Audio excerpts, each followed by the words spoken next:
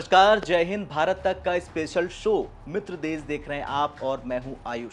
आज बात भारत के यार बनाम पाकिस्तान के यार की। दरअसल पाकिस्तान को धूल चटाकर भारत ने फिर से साबित कर दिया कि जब बात देश की सुरक्षा की हो तो दुनिया की कोई भी ताकत उसे रोक नहीं सकती। पाकिस्तान की हालत तो वैसे भी खस्ता थी, लेकिन अब चीन भी भारत के हथियारों के सामने बौना साबित हो रहा। इधर भारत के पास वो इजरायली हथियार हैं जो किसी भी साजिश को शुरू होने से पहले ही खत्म कर सकते हैं। उधर पाकिस्तान अपने मसीहा चीन की ओर देख रहा है, लेकिन चीन की HQ-9 मिसाइल डिफेंस सिस्टम खुद भारत के हार्पी ड्रोन के सामने फेल हो चुकी है। ऐसे में सवाल उठता है कि क्या पाकिस्तान को अब चीन FD-2000 इंटरसेप्टर मिसाइल देगा? क्या चीन पाकिस्तान के बहाने अपने हथियारों की साख बढ़ाना चाहता है, बचाना चाहता है? और क्या भारत के इजरायली हथियारों से पाकिस्तान मिट्टी में मिल जाएगा? चलिए शुरू करते हैं मित्र देश के इस एपिसोड को, वो भी विस्तार से। सबसे पहले बात करते हैं भारत के जवाब और हार्पी ड्रोन के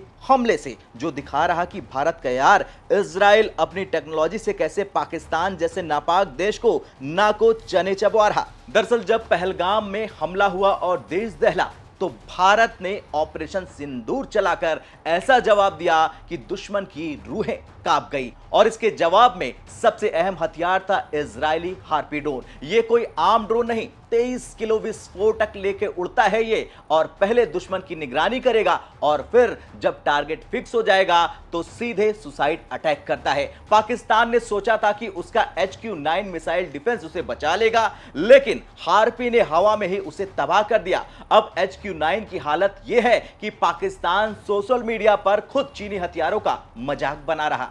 चलिए अब जानते हैं, जब भारत ने एक एक करके पाकिस्तान में चीनी हथियारों को ध्वस्त किया तो क्यों चीन बौखला गया, और यह भी जानते हैं कि क्या पाकिस्तान अब चीन से FD-2000 की डील करेगा।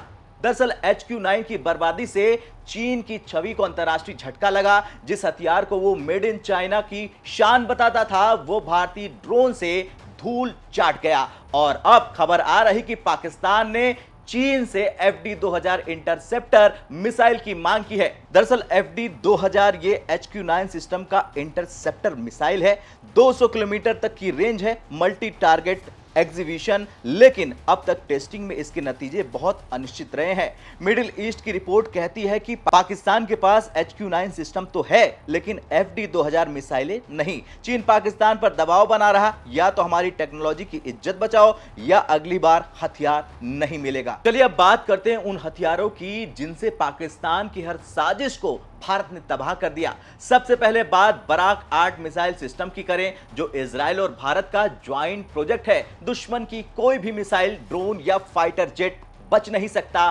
70 से 100 किलोमीटर रेंज है इसकी, और बिना धुएं के हमला करने में सक्षम है, मतलब नजर भी नहीं आता। और अब हम बात करेंगे दूसरे हथियार की, जिसका नाम है स्पाइक एंटी टैंक मिसाइल, यानी वो मिसाइल जिससे टैंक, बंकर, हल्के वाहन कोई भी नहीं बच सकता। 10 किलोमीटर दूर से टारगेट को तबाह करने की क्षमता रखता है।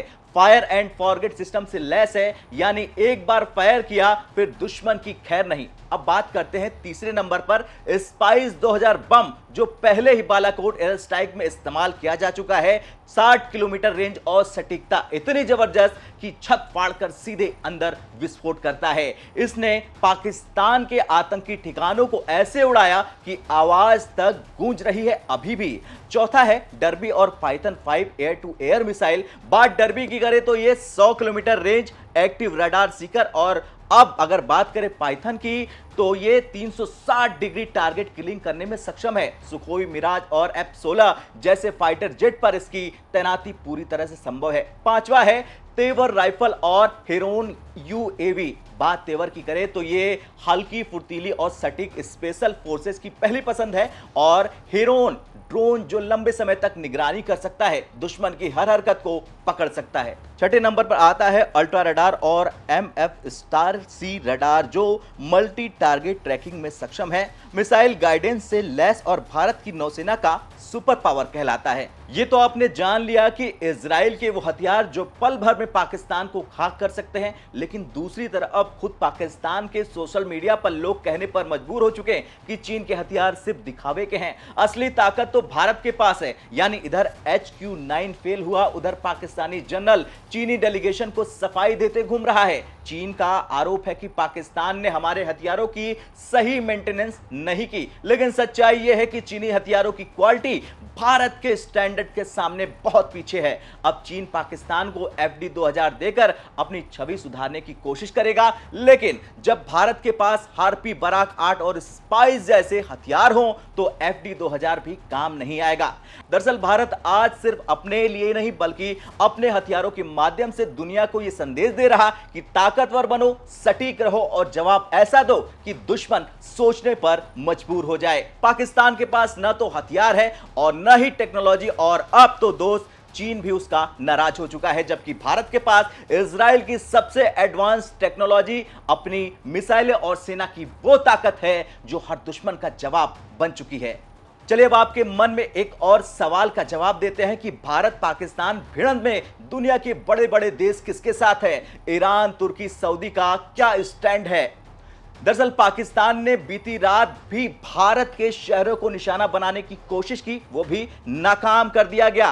पाकिस्तान ने ड्रोन और हथियारों के जरिए पश्चिमी सीमा पर एक साथ ताबड़तोड़ हमले करने चाहे, लेकिन भारत के एयर डिफेंस सिस्टम सुदर्शन ने इन हमलों को नाकाम कर दिया। इस दौरान पाकिस्तान को भारी नुकसान हुआ क्योंकि चीन से मिले JF-17 विमान और F-16 को भारत ने मार गिराया। दोनों देशों के बीच बढ़ती तनातनी के बीच दुनिया भर में चिंता है कि भारत पाकिस्तान की लड़ाई बड़े पैमाने के युद्ध में न बदल जाए।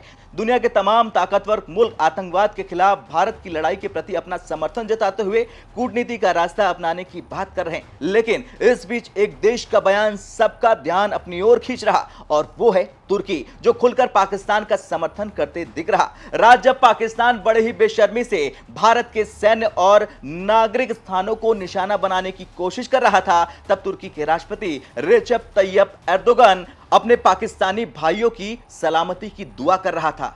एर्दोगन ने सोशल मीडिया साइट X पर किए गए एक पोस्ट में कहा कि हम इस बात को लेकर बेहद फिक्रमंद हैं कि पाकिस्तान और भारत के बीच तनाव मिसाइल हमलों के कारण व्यापक संघर्ष में बदल सकता है, जिसके कारण बड़ी संख्या में नागरिक शहीद हो सकते हैं। मैं हमले में अपनी जान गंवाने वाले हमारे भाइयों के लिए अल्लाह से रहम की प्रार्थना करता हूं, और मैं एक बार फिर पाकिस्तान के भाई जैसे लोगों और पाकिस्तान के प्रति अपनी संवेदना व्यक्त करता हूं। तो वहीं सऊदी अरब एक वक्त पाकिस्तान के बेहद करीबी दोस्त हुआ करता था। दोनों देशों की दोस्ती का बस एक ही आधार था, इस्लाम। पाकिस्तान और सऊदी अरब दोनों सुन्नी मुस्लिम देश हैं और धर्म के आधार पर दोनों पहले बेहद करीब हुआ करते थे, लेकिन अब खेल पलट गया है। अब दुनिया पूरी तरह से बदल चुकी है, जहां भू राजनीतिक समीकरण धर्म के आधार पर तय नहीं होते। सऊदी अरब और भारत अब बेहद अच्छे दोस्त बन चुके हैं। पहलगाम हमले के दौरान प्रधानमंत्री नरेंद्र मोदी अरब के दौरे पर ही थे, जब उन्होंने सऊदी अरब के वास्तविक शासक क्राउन प्रिंस मोहम्मद बिन सलमान से मुलाकात की। पीएम मोदी के सम्मान में MVS ने स्टेट डिनर का भी आयोजन किया था, लेकिन खेल वहीं पर रुक गया क्योंकि हमले की वजह से पीएम मोदी को सऊदी दौरा बीच में ही छोड़कर भारत आना पड़ा था। इतना ही नहीं, एक और मुस्लिम देश है जो भारत के साथ खड़ा दिखाई दे रहा, वो है ईरान, जो भारत के करीब में ही है और पाकिस्तान से सटा हुआ। दरअसल भारत के ऑपरेशन सिंदूर के तुरंत बाद ईरान के विदेश मंत्री अब्बास अरागची 2 दिन के दौरे पर भारत पहुंचे। अपने भारत दौरे में उन्होंने विदेश मंत्री एस जयशंकर, राष्ट्रीय सुरक्षा सलाहकार अजीत डोभाल और राष्ट्रपति द्रौपदी मुर्मू से भी मुलाकात की।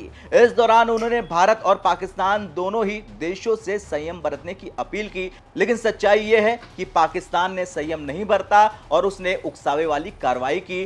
पहले तो उसने किया कि उसने मिसाइलें दागे और भी दूसरे उपकरण दागे, लेकिन भारत ने उसे वहीं पर ध्वस्त कर दिया। और इतने से ही पाकिस्तान नहीं रुका, पाकिस्तान ने और भी हमले किए, वो भी रातों रात। इसका जवाब भी भारत ने माकूल अंदाज में दिया और बता दिया कि भिखारी मुल्क की औकात होती क्या है और जो कट्टरवाद दिखाता है उसका हश्र भारत क्या करता है।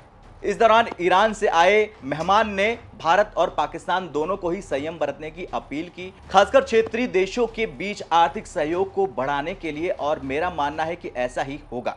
खैर, जिस तरह से पाकिस्तान के एक एक हमले का जवाब भारत दे रहा, उसके बाद देखना यह है कि भारत के साथ कौन कौन से देश खड़े होते हैं और कौन कौन से देश आतंकी मुल्क पाकिस्तान का साथ देते हैं। आपको क्या लगता है, क्या अभी पाकिस्तान को और भी ठोकने की जरूरत है? क्या पाकिस्तान का मिटना अब तय है? कमेंट कर जरूर बताएं। और हां, मित्र देश में हम आपके साथ फिर जुड़ेंगे कल एक और मित्र देश की कहानी को लेकर। तब तक के लिए जय हिंद, जय भारत।